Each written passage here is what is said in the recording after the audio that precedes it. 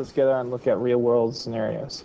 It says robotics. Suppose a robot is facing due east and its sensor detects an object at 280 degrees. What are the rectangular coordinates the robot will need to calculate?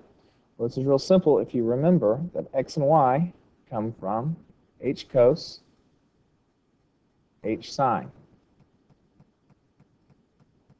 So all I have to do is simply type in 3 cosine 280 degrees followed by 3 sine 280 degrees. We type those in the calculator, we get a value of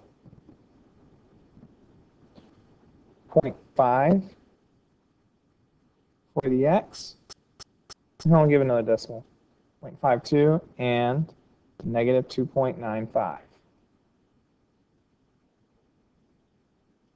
Now let's check this real quick. Make sure we did our work correct. If I have a graph 280 degrees, I know it's just past the third quadrant and goes into the fourth quadrant. So let me plot this point. Go around. That's all the way right there is 270 degrees, so I'd go just past it to 280 and a length of 3. That right there, if I looked at it, I need to measure an x value of about 0.52 and a y value of negative 2.95, and that would be correct. We have a second example, much like it. We want to find, if this is the rectangular coordinates, what are the polar coordinates?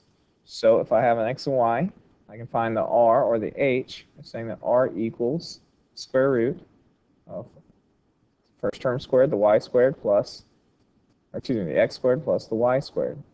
And y in this case is 9. So I'm going to plug those into the calculator. I have 16 plus 81. So I'm looking for the square root of 97.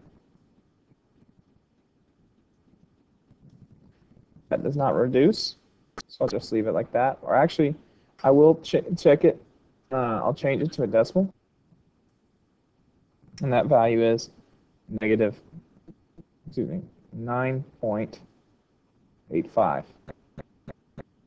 Now to find the theta, I'll just do the inverse tangent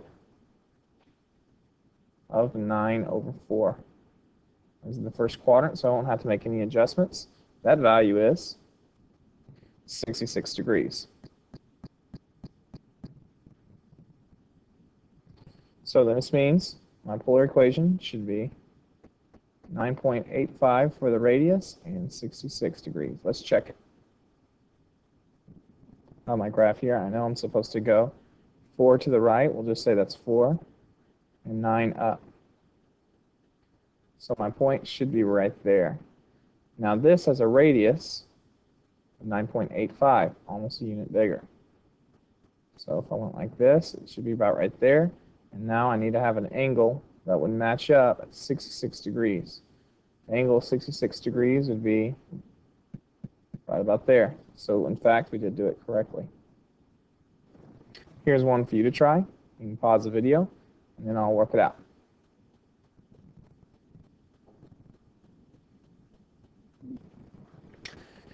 I typed in the calculator. These are my values. If I check it, it does look like it's going left a certain amount and then down a certain amount. So that would be correct.